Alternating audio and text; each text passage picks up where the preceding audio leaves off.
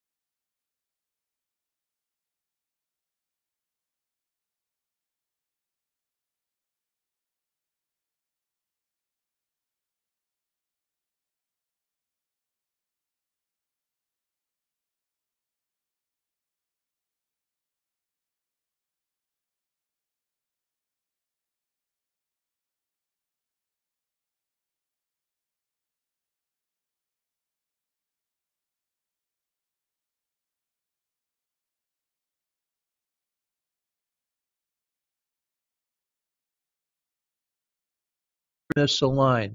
As you use them throughout the day, you twist, you torque, you kneel. All right. That can cause you fallen. That can cause those two bones to twist. As they twist on each, look like two bones are bone on bone. It's bone on bone. Yes, it is because they are misaligned. They're out of alignment. And through a simple chiropractic adjustment can realign those two bones, and the patient doesn't need to have a knee replacement. Folks, again, please see a chiropractor folks first. Make sure that chiropractor does take x-rays. Always a little leery if the chiropractor is going to treat you without current x-rays. All right? And it may be nothing more in that knee or that hip than a misalignment of the two articulating surfaces. Oh my goodness. And you had a knee replacement, hip replacement because of that. How sad is that? So, there's no sex, there's no adverse reactions. It's fixing the underlying cause. So, therefore, keep those things in mind. We'll talk some more about it. We have a caller on the line here, so let's go to Dr. Peter Pagano. Dr. Pagano, welcome. Good morning to you. Good morning, Dr. Cranwell. On this June 1st, first day of June, we're into the win it of it all for the summer. How about that? And hopefully it'll cool down now since we already went through summer heat in May. Maybe we'll have spring in June. You never know. Hey, it makes it interesting and enjoyable living in St. Louis. You never know. That's right. If you don't like the weather, wait 24 hours. It'll change drastically. All right. Hey, don't even wait 24. Wait 12.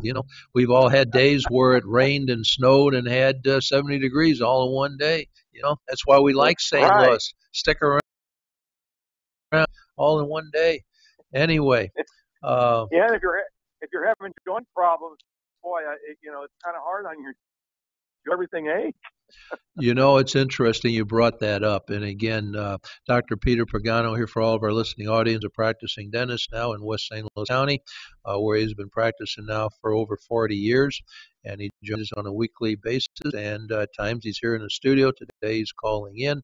And I find that interesting. You've experienced it with your patients too.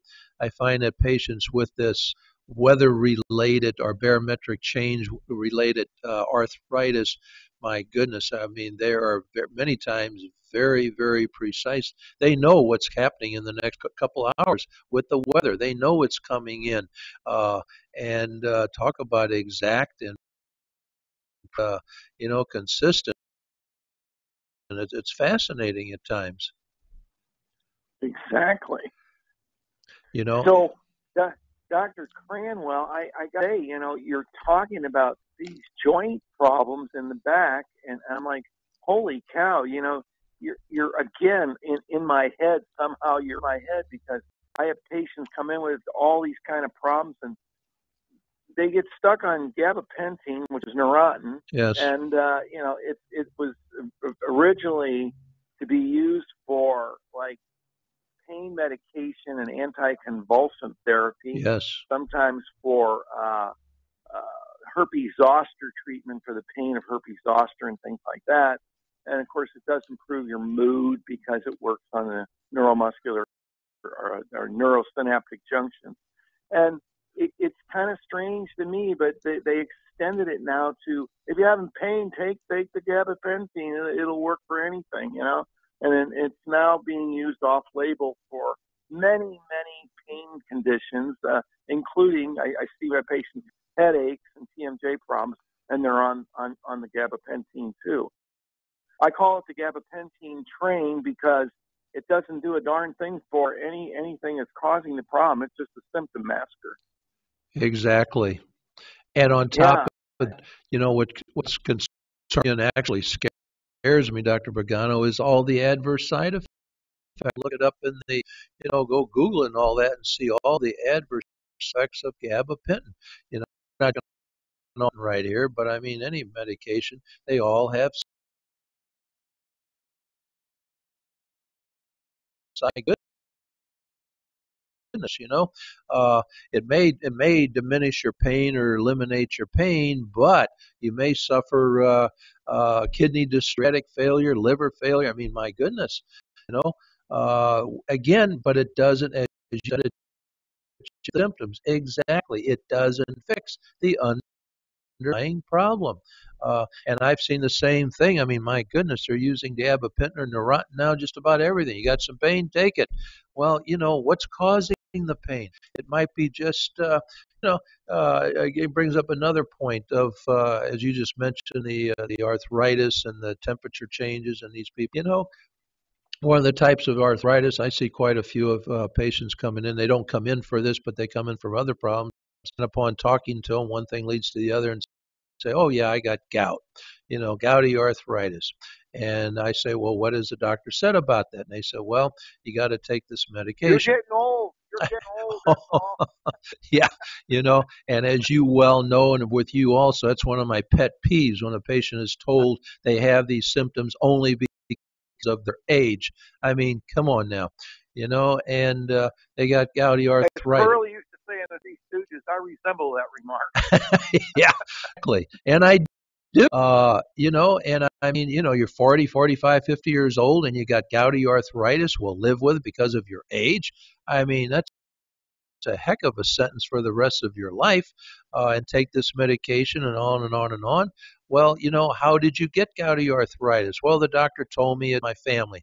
My dad had it, my grandpa had it, and it's just the way it's going to be. Well, chances are, yeah, there's some genetic component there, but hey, what about you all the same way? I mean, look at the different nationalities. They all tend to eat a certain way. And, we look back on the biochemistry of it, and lo and behold, you can do a blood test and the uric acid is up. Okay, so why would a certain person have too much uric acid? Well, you look at the diet.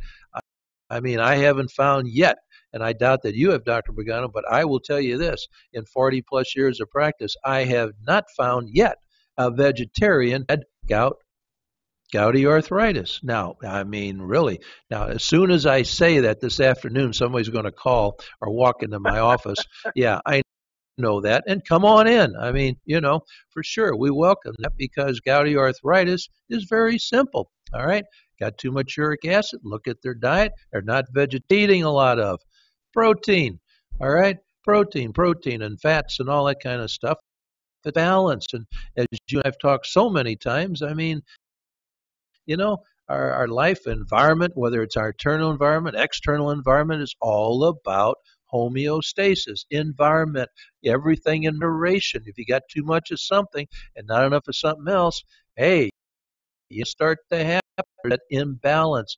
And so a person has gouty arthritis, and I mean that can be extremely excruciating, painful, and so they keep drinking the alcohol, they keep eating the protein, they keep eating all the meats and the red meats and the steak and the oh well, doc, I can't go out and have a dinner without having a steak and a few beers. I mean, what do you want? Well, if that's the case, you're going to feel it. There's an old how good does that beer or anything? How good does it taste? Does it taste that good? The next day when you got all the aches and pains, I mean, come on now, doing it to yourself. So, and it's very used to call, and I know you know this, they used to call gout the rich man's disease because historically only wealthy people could afford to eat the rich foods that were associated with gout attacks. But now, today, some blood with an overabundance of choice with this that contribute to the increasing number of people who suffer from gout. Now, that said, I've had patients in the past that they weren't vegetarians, but they were kind of vegetarians. They didn't eat alcohol, but they came down with gouty arthritis. Now, how could that occur? Well, again, an imbalance. They were taking too much protein. They were into these protein drinks, shake in the morning, or making a protein, uh, you know, fruits and vegetable. Doc, I have a terrific diet. It's balanced. Well, obviously it's not well balanced because you don't get gout if it's well balanced, and so we diminish. They just need a little brewer's yeast in that drink. That smoothie could stand to have some brewer's yeast. Now, Doctor, you gotta get some chromium in there, Doctor. There you go. Now, Dr. Pagano, I mean, that was really, what can I say? Yeah, Paul is smiling here again now. For all of our listening audience, Paul is our engineer here. Yeah, she's loving that. But yeah, so I mean, put it this way, you could have a diet very rich in brewer's yeast. You're doing nothing but brewer's yeast. You've heard me say, you could sustain life on a deserted island, get some fresh water and brewer's yeast, and you do just fine. However, though, brewer's yeast is very high in protein. It's got all the amino acids. So therefore, yeah, conceivably, theoretically, hypothetically, that person could come down with gout because they're not getting enough of the carbs and fats that they would get somewhere else. But so again, we changed it around. And interesting enough, and I've been in practice, and it's very simple, and it's interesting now. We start seeing some of these things now coming to the forefront. There's more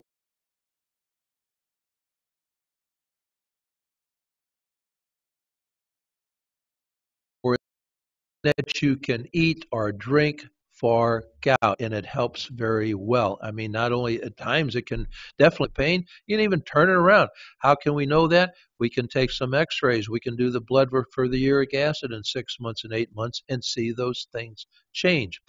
And we're going to tell our listeners here, Dr. Pagano, what that is, but we're going to take a short break first. KXEN St. Louis. And we are back. We're talking to Dr. Peter Pagano, a dentist here in the West St. Louis. And if they would like to contact you, Dr. Pagano, they may do so at your office number, which is 4-576-3000. Very good. And for all of our listening audience out there, if you are listening to us right now, my name is Dr. Cranwell. You're listening to Right to the Doctor, which airs each and every Friday morning at 10:30 for 1 full hour right here on 1010 on your AM dial. And program is live, so this is not pre-recorded. So please call in. Let's hear from you. Let us know that you're out there, just to say hi if you want. If you have a question or just a testimony, or this has helped, that's helped. Currently, we're talking about gouty arthritis. Number is 314-881-1695. And what's your office number, Dr. Cranwell? 314-843-3039. All right. And so, It's getting back to gouty arthritis here, and I'm sure you've had some patients, even though you're practicing north of that area, but you know, Yeah, a little further north.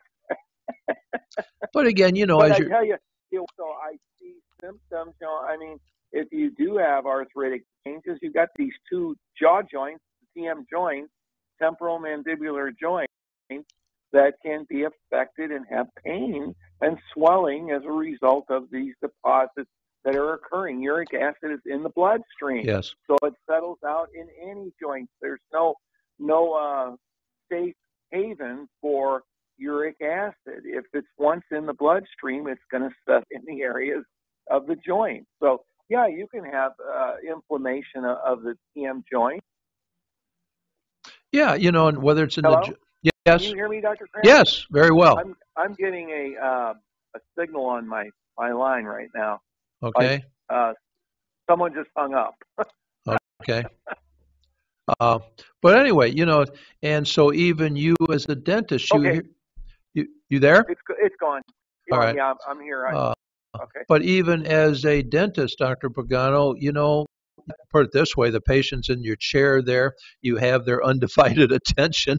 And so they talk to you about things like that. And, usually starts with, you're waking in the middle of the night from a sound sleep. You're just passed out, and all of a sudden you're awakened by this throbbing, pulsating, sharp, excruciating pain in your big toe. Right or left doesn't make any difference. It's like someone has a vice grip on that big toe. I mean, it's really bad. I've had it years ago at one time, and the pain is intense, and all of a sudden it's there throughout the day, and it keeps on getting worse and worse. And you go to the doctor, and he does a blood test, and he may take some X-rays, and then he gives you the diagnosis: you got gout. And as we just mentioned for the listening audience, it's nothing more than a buildup of uric acid in the blood. It tends to show up mostly in the big toe. You can also find little nodules in the person's earlobe. And as Dr. Pagano says, hey, it can show up in any to that matter, but those are usually the big ones. It's a lot of severe pain. These are not mild aches or discomfort, and it can be very, very excruciating. In fact, it can be debilitating and actually control your life, especially for people that are on their feet, for runners who love to run, let's say.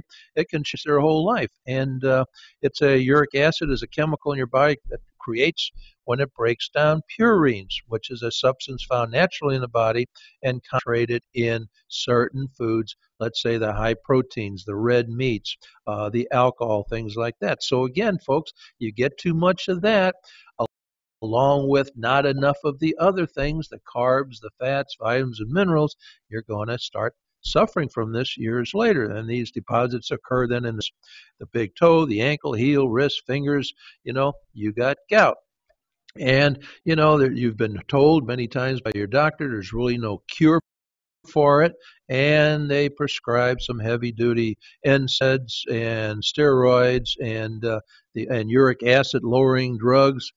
But folks, as Dr. Pagano and I were just talking about, all those medications, the steroids and things can have some very severe side effects. So, talking about there's got to be a better way, and there really is.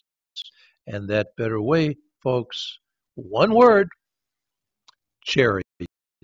There it is, cherries. Now, you say, well, gosh, what about cherries? Hey, and I've said just a moment ago, Dr. Pagano, to our listening audience out there, this has been something that's been around for decades. In fact, the two doctors, my two mentors, one a chiropractor, one a medical doctor, they were telling me about it 40, 50 years ago. So it's nothing new, but I like it. It's very heartwarming to me that now it's becoming more and more noticeable out there, more in the forefront. I'm reading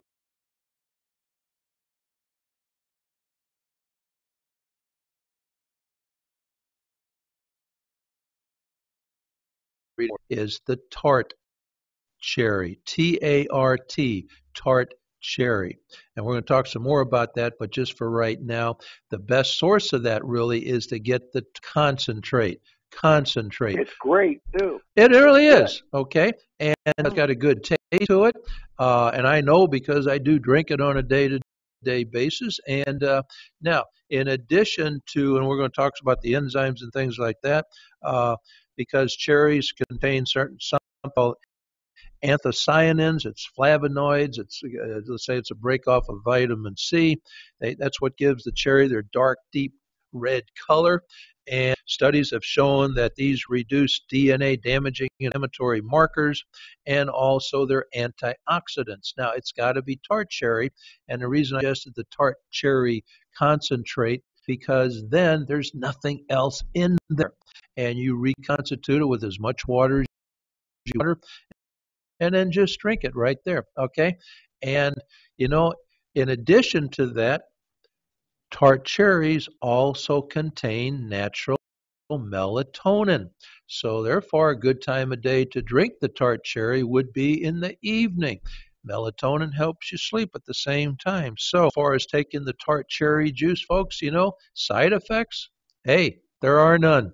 There are none. They gotta brush their teeth, Dr. Cranwell. They'll get decay from that tart cherry juice, but that's okay. Just make sure they brush. It can't be acidic. Well, yeah, that's true. Demineralize the teeth. So I want to throw that in there because you know I got personally vested interest in that area of the body.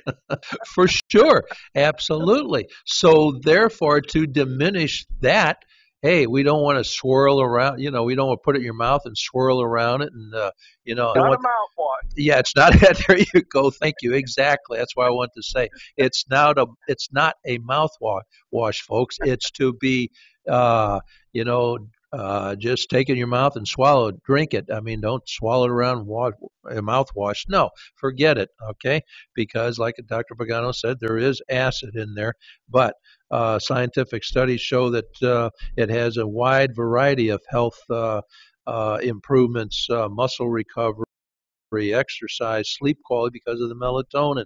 But most of all, Dr. Carroll, I just want to say there's a lot of swirlers, curlers, and mullers.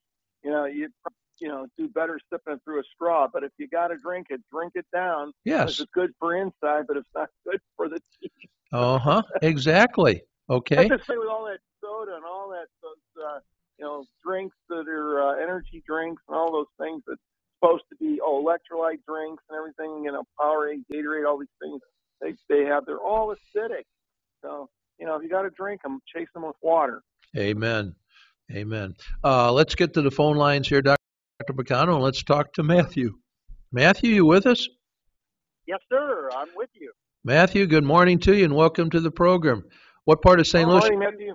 What part of St. Louis are you calling from? I live in Pacific. I am on the highway. I'll pull over very shortly and stay on the phone. Okay. What can we talk to you about? Well, I've had for some years what I believe to be psoriasis. I've got the scaly skin. I've had the joint pain for years, and it would jump around. Jump from my shoulders, my hands often will have it. I'm doing a little better. I've made a lot of diet changes through the years. For a long time, I thought I had candida, so I started with eliminating sugar thing. But I believe I've got psoriasis, and the skin seems like the hardest thing to get cleared up. I've got just some real skin issues. Okay. And I wanted to know, is there like a number one food that to abstain from or something to add to the diet to get rid of psoriasis, or is there? They say there's no cure to it, but I kind of suspect that maybe you have a different opinion on that. Yeah, I do have a different opinion, and not only is it opinion, Matthew, but it's time tested, research tested. I've seen it over and over again over the decades that I've been in practice. And you asked the question of one particular food. Yeah, find anything with vitamin A in it. Vitamin A. Eat vitamin A or avoid vitamin A? No, take it, okay? Now, okay. And I'm not really a big advocate of taking vitamin A supplements. It's okay. I would rather you get the vitamin A in the foods that you eat.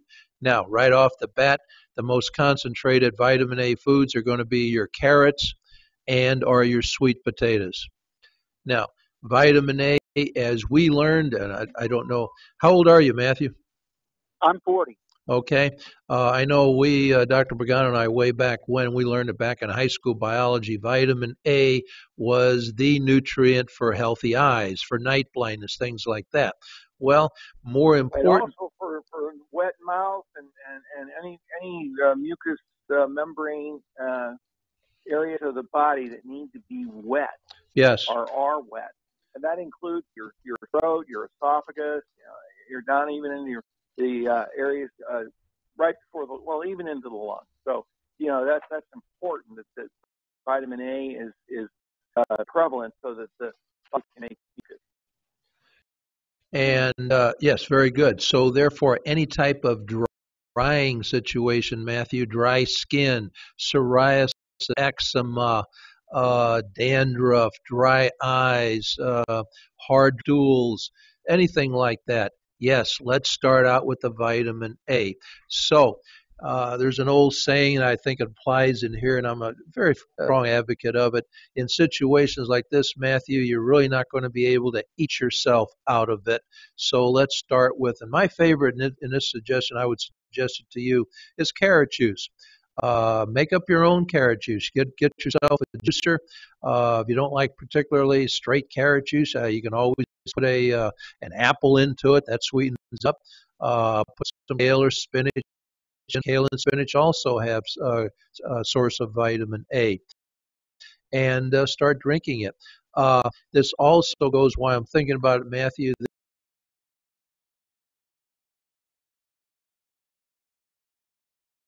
This the little kids, the preschoolers that tend to have ear infections.